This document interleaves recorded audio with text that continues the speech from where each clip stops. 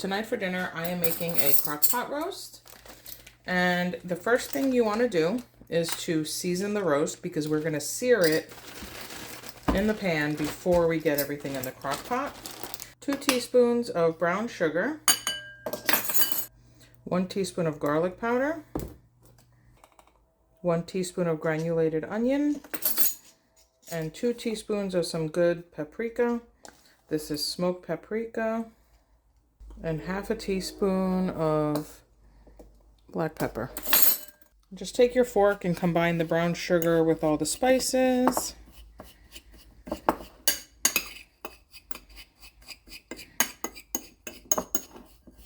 You also need, I don't know how I forgot the salt, 1 teaspoon of salt. Okay. Blend the salt in.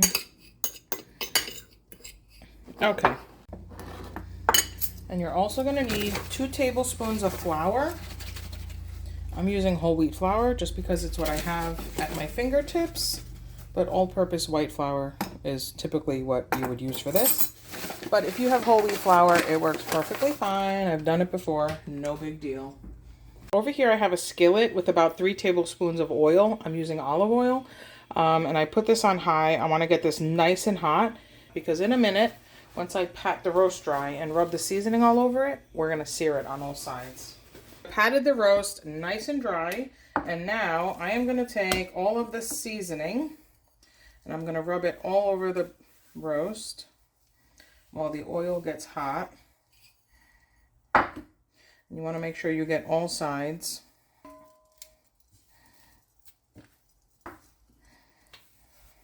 And this is a 3.5 pound roast. You want a 3.5 to 4 pound roast for the amount of seasoning. Now you're going to take that flour, because what you want to do is make a crust on here.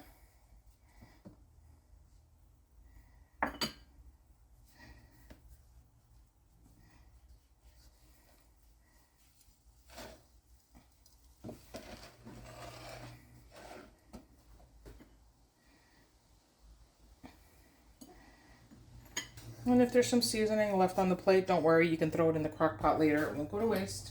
And you want to sear it for 3 minutes on each side. Oh, that wasn't hot enough, but that's okay. Okay, I'm going to give this a flip.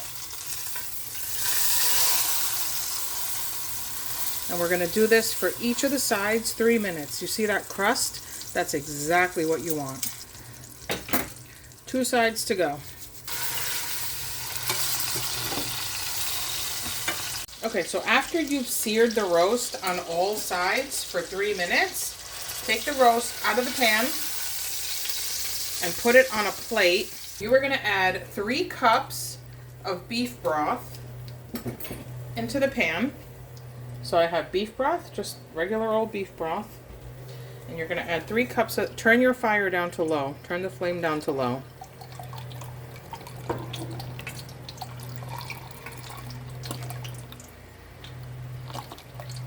Okay, so this is 2 cups.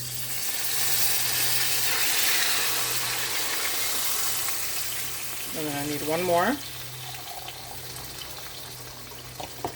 Okay, just like that.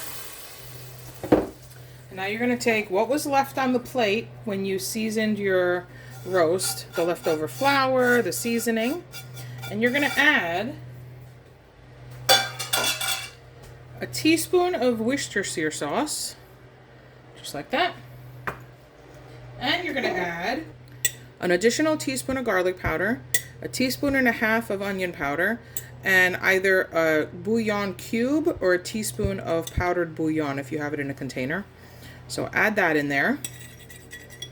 And now turn the flame up to medium and just get a whisk. And just whisk all this together and scrape up any bits at the bottom of the pan.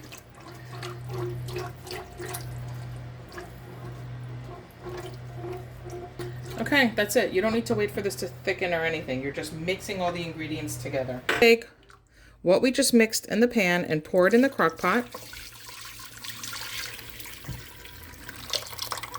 Then you're going to take your roast and you're going to put that in there. Try not splattering yourself. The juice is in here. You have your roast in here. Now what you want to add are your vegetables. You can do potatoes. You would want to do about, I don't know, maybe 8 little potatoes, 8 to 10 potatoes. My family prefers mashed potatoes on the side. The vegetables that I put in here are celery, carrot, and onion. And then I make mashed potatoes on the side. But if you like your potatoes in the sauce with the pot roast, then you want about 8 to 10 little potatoes, like this size, and you cut them in half. And then you want to add about 2 pounds of carrots.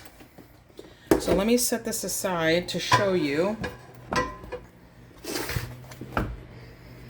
My mother-in-law stopped by and she brought over carrots from her garden. It's what, mid-October, and they're still picking vegetables. And look, I think the other batch that I had maybe were picked too early, because look how much bigger these are than the last ones I showed you guys a few weeks ago.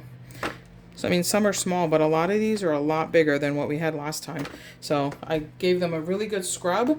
I'm going to trim the ends off, and I'm just going to throw them in the crock pot. Nothing better than homegrown vegetables. And these were grown in these really big, huge, it almost looked like a trough that you would, like, I don't know, put water for like animals, but it's a planter that they purchased, and they grew these on their deck, on their patio. So pretty cool. Second nice big batch of carrots that we have. So I am just going to cut these carrots in big chunks, like this, and throw them in. And then the smaller ones, like these, I'm just gonna, trim off and throw them in there. Meaning, if you have big carrots, cut them in like 3 or 4 big chunks. If you have baby carrots, just throw them in just like that. Maybe you buy the 1 pound bags of baby carrots. Well, put 2 bags of those baby carrots in there. I'm just cutting these in chunks.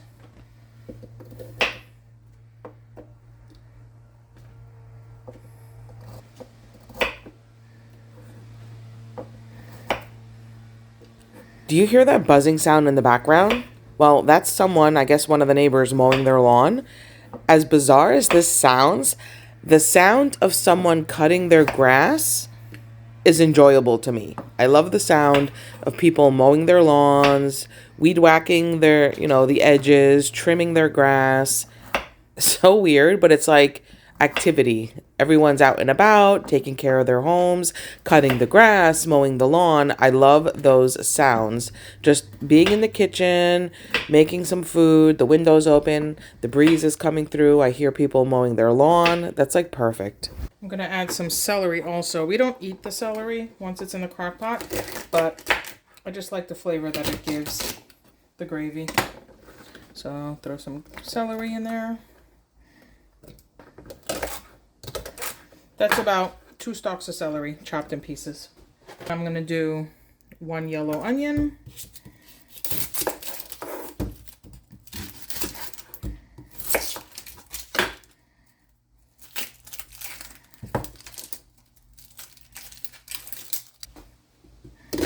And I'm just going to cut the onion in 4s. Okay, so here we go. We have the roast, all the seasoning, all the sauce, the chicken broth, the oil from the pan, which was super seasoned from when we seared the pot roast. We have an onion, 2 stalks of celery, and 2 pounds of baby carrots, or you can do a bag and a half of whole carrots, just cut them in chunks. And that's it. This is all you need to do. So now we are going to cover, and if you're doing potatoes in here, you would do about 8 to 10 little potatoes and just cut them in half. But we're doing mashed potatoes on the side. I personally don't like it when everything has the same exact flavor in a meal. I need a little bit of diversity. So I make my mashed potatoes on the side. And then whoever wants some of the gravy that we're going to make with the drippings in the crock pot later, you can put that over your mashed potatoes and you'll still have that amazing flavor. And for those of us that want some diversity, like myself, I will have the plain mashed potatoes on the side. So, cover this. So you have 2 options here. You can cook this on high for 5 to 6 hours, or you can cook it on low for 8 to 10. If you're putting this together in the morning and you want this to cook while you're at work and you want to come home to a nice home cooked meal, then you would put this on low for 8 to 10 hours. If you're doing this on the weekend and you want to put this on in the middle of the afternoon and have it ready for dinner, then you would do high for 5 to 6 hours. All right, well, while the crock pot is cooking the roast, I have the potatoes. I washed them, scrubbed them really well. We eat them with the skin on, so I don't even peel them. Sometimes I do, but a lot of times we just eat them with the peel on. So I cut them in half, I salted the water, and now they're just gonna sit there in the water until about an hour before the crock pot is finished, and then I will turn them on to boil, make the mashed potatoes. You're gonna need a pan after the crock pot is done. So if you want to get that ready, you need a pan so that you can make the gravy. If you want to use jar gravy, then don't even bother with getting a pan. But I like to make a gravy out of the drippings in the crock pot, and then you can put it over the mashed potatoes. So just get a pan ready, and you're going to need 3 tablespoons of cornstarch and 3 tablespoons of cold water, because you're going to use that to thicken the drippings in the pan to make the gravy for the mashed potatoes and the pot roast. So I will see you later tonight. Guys, the timer just went off on this, and voila. That smells heavenly. The house smells heavenly. This is going to be good. Okay, so I took the pot roast out, and I took out the carrots and the onions. I threw out the celery. So now this is going to sit here for a minute while I get working on the gravy. The gravy is going to be made with the juices from the crock pot. Lift your crock pot out, and you're going to pour the juices from the crock pot into a pan.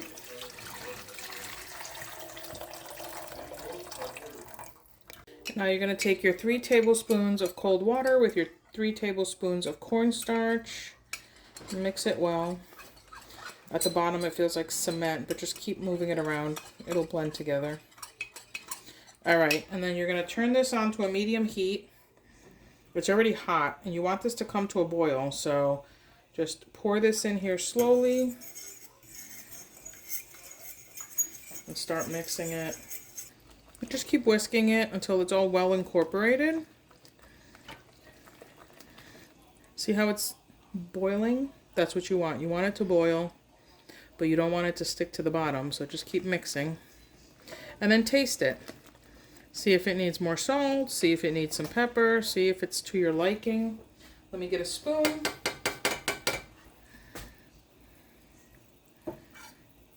Okay, give it a taste.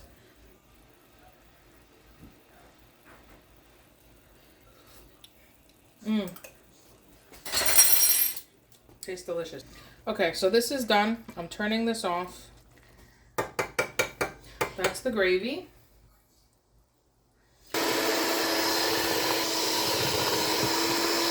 Hey guys, and dinner is served. We have the pot roast that I made in the crock pot. We have mashed potatoes, and I poured some of the gravy that I made from the juices at the bottom of the crock pot over the mashed potatoes. Homegrown carrots and onions cooked in the crock pot with the pot roast, and voila, dinner is served. Anyway, thanks for watching. Bye.